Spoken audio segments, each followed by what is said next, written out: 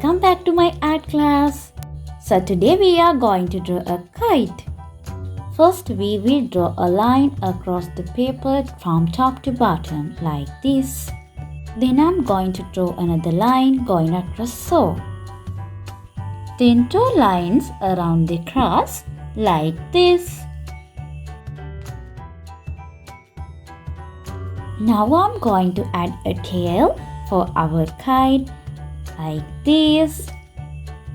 Then add more two small tails for these two corners like this. Then erase the extra lines.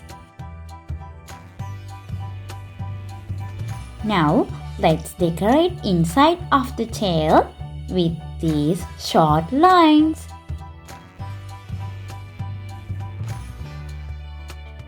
Now we have finished drawing of our kite.